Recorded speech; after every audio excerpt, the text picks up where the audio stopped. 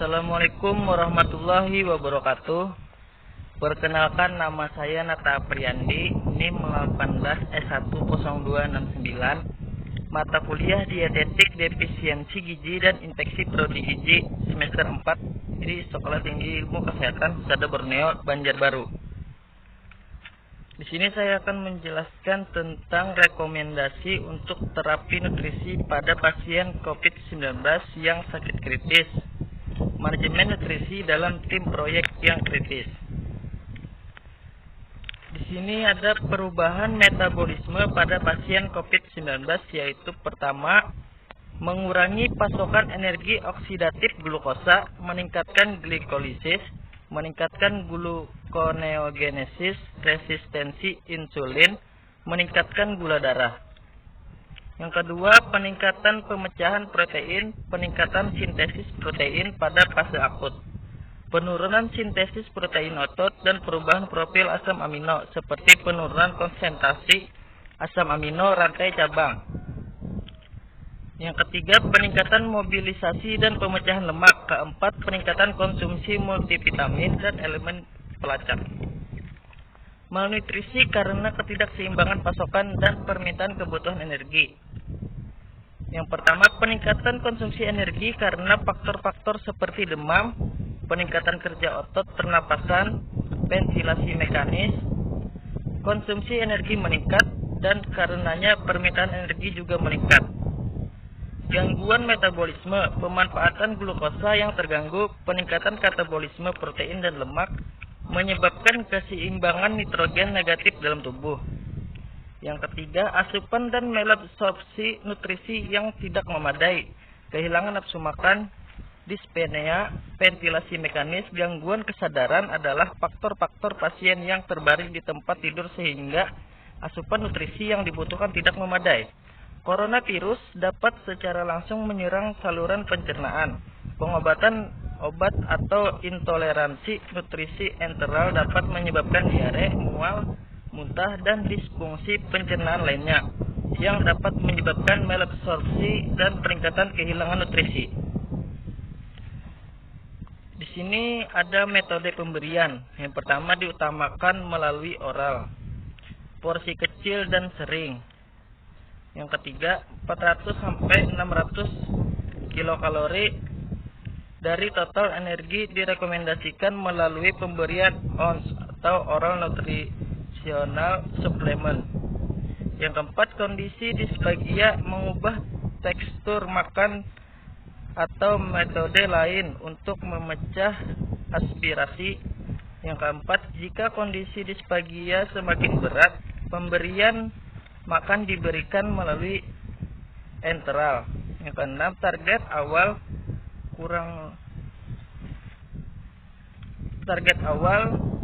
lebih dari 70% kebutuhan, ditingkatkan perlahan dalam 3-7 hari pada kondisi pasien stabil. Ini ada malnutrisi pada COVID-19. Yang pertama, gangguan metabolisme zat gizi makro dan mikro. Yang kedua, gangguan penggunaan glukosa. Ketiga, peningkatan katabolisme lemak, mobilisasi lemak, pemecahan lemak meningkat. Keempat, peningkatan katabolisme protein, negatif nitrogen balance, perubahan profil asam amino, konsentrasi BCAA atau branched chain amino acid. Yang kelima, peningkatan utilisasi vitamin dan mineral dalam tubuh akibat kondisi infeksi. Kurangnya asupan. Pertama, nafsu makan turun. Kedua, dyspnea. Ketiga, penggunaan ventilator. Keempat, gangguan kesadaran. Kelima, jika virus menyerang GIT, diare, mual, muntah, terjadi malabsorpsi dan kehilangan zat gizi. Intervensi nutrisi untuk COVID-19. 1.1 Persyaratan nutrisi. 1.1.1 Kebutuhan energi. A. Perhitungan kebutuhan energi menggunakan PCO2 RII kilokalori sama dengan PCO2 kali 8,19. B. Perhitungan kebutuhan energi dari estimasi berat. Kelompok yang tidak gemuk 25-30 kilokalori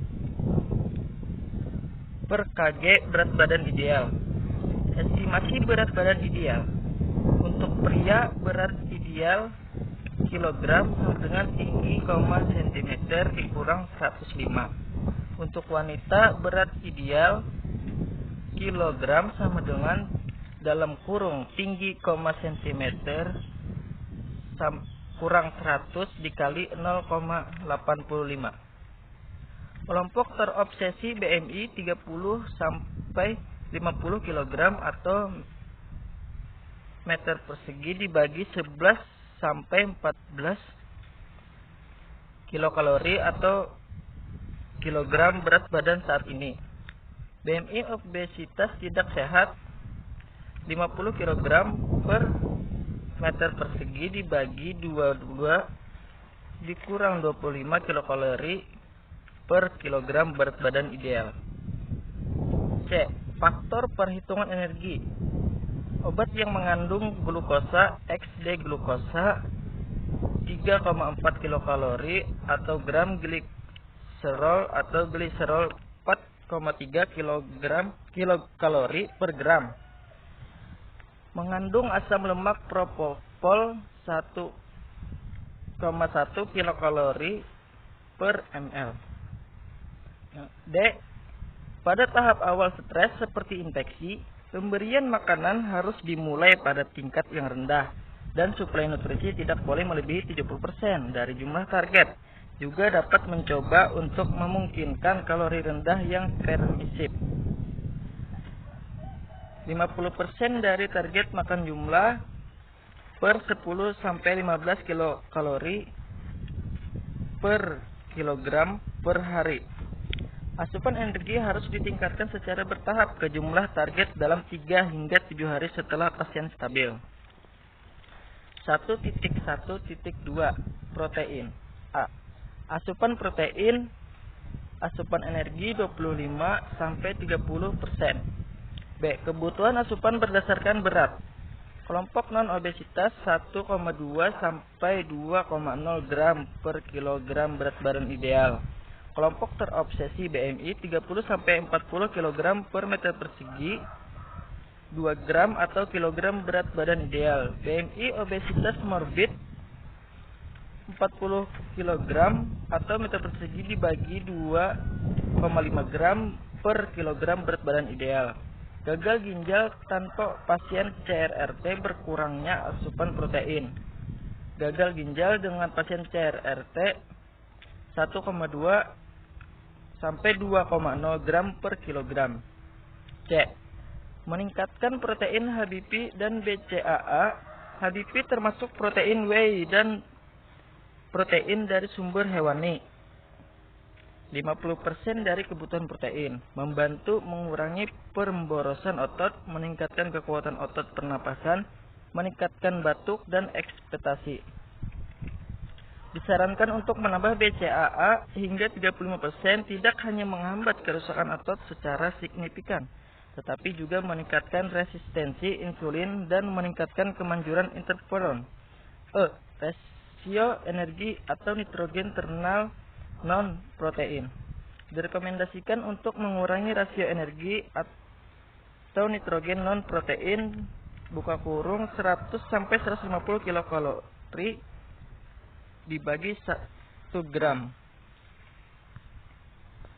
1.1.3 Lemak. A. Asupan lemak, asupan energi 25 sampai 30%. B. Untuk pasien dengan COVID-19 yang sakit kritis dengan nutrisi parenteral karena perubahan penyerapan lemak dan metabolisme, injeksi lemak intravena yang berlebihan dapat menyebabkan kelebihan lemak dan toksisitas, menyebabkan hipertrigliseridemia dan fungsi hati yang abnormal. C. Lipid intravena 1 gram per kilogram yang direkomendasikan tidak lebih dari 1,5 gram per kilogram. Sesuaikan dosis sesuai dengan toleransi individu. Jenis lemak. Untuk pasien sakit kritis yang dapat makan secara oral, tingkatkan asupan asam lemak esensial melalui berbagai minyak nabati memasak, terutama minyak nabati asam tak jenuh tunggal. Untuk pasien yang sakit kritis dengan nutrisi parenteral, penggunaan asam lemak rantai menengah dan panjang lebih disukai dibandingkan dengan asam lemak rantai panjang. 1.1.5 Kebutuhan cairan.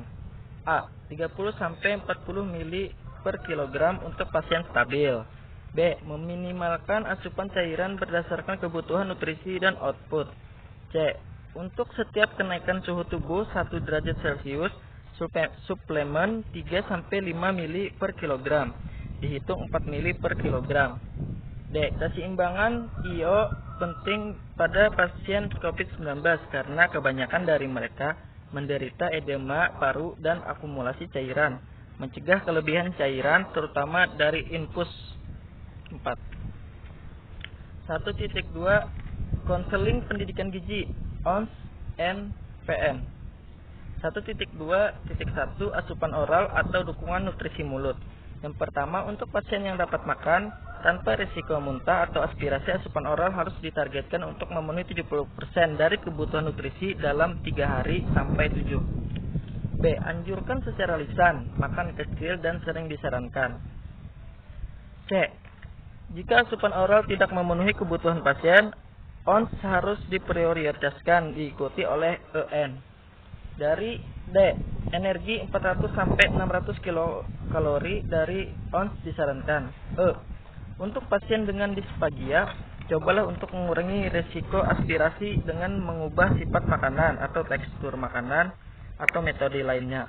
Jika disfagia memburuk, EN harus diberikan. 1.2.2 Nutrisi enteral. A. Kontraindikasi untuk EN termasuk syok yang tidak terkontrol, hipoksemia dan asidosis yang tidak terkontrol, pendarahan saluran cerna bagian atas, iskemia usus, obstruksi usus, sindrom kompartemen perut dan fistula enterocutaneous. B. Indikasi untuk EN nutrisi enteral dapat menjaga integritas fungsi usus, mencegah komplikasi gastrointestinal pada pasien dengan ventilasi mekanik, meningkatkan fungsi kekebalan usus. C. EN awal dalam 24 hingga 48 jam harus diberikan kepada pasien sakit kritis dengan COVID-19 yang tidak dapat mentoleransi secara oral dan tidak memiliki kontraindikasi terhadap EN. Pemberian tropik 10-20 ml per jam atau 10-20 kilokalori per jam. Pemberian makan terus-menerus membantu mengurangi risiko menyebabkan diare dibandingkan dengan pemberian bolus, sehingga pemberian makan terus-menerus lebih disukai jika kondisi memungkinkan. G. Pasien yang diintubasi harus menopang 30-45 derajat untuk mengurangi risiko pneumonia aspirasi, membersihkan mulut dengan klorhexidin, mencuci mulut 2 kali sehari itu sangat disarankan. H. EN formula. Formula polimer standar cocok untuk pasien COVID-19 tanpa penyakit yang mendasari seperti peningkatan glukosa darah dan insufisiensi ginjal dan fungsi pencernaan yang normal. Formula ramah diabetes. Formula terkait ginjal. Formula padat energi 1,5-2 kilokalori. Formula serat makanan tinggi. Formula peptida rantai pendek. Formula spesifik penyakit paru, muntah dan kembung atau perut kembung, diare. Tidak dianjurkan untuk menghentikan EN sepenuhnya karena intoleransi makan. Cobalah makan tropik. 1.2.3 Nutrisi parenteral. Kontraindikasi untuk parenteral.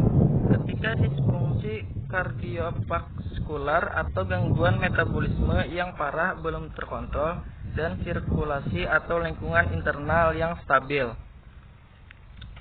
Penerapan PN ditunda karena PN dapat meningkatkan beban pada sistem sirkulasi dan menyebabkan gangguan metabolisme yang lebih parah. Persiapan imun parenteral. Yang A. Asam lemak omega 3. Lihat 2.1.3 untuk detailnya. B. Glutamin. Pasien baru mahkota parah dalam keadaan stres akut, katabolisme tubuh diintensikan dan glutamin dikonsumsi dalam jumlah besar. C. Arginin. Arginin adalah asam amino semi esensial yang bermanfaat untuk sintesis protein, mengurangi ekskresi nitrogen urea, dan meningkatkan keseimbangan nitrogen dalam kondisi stres seperti infeksi dan trauma. Sekian presentasi dari saya. Apabila ada kesalahan dalam bertutur kata, mohon maaf. Assalamualaikum warahmatullahi wabarakatuh.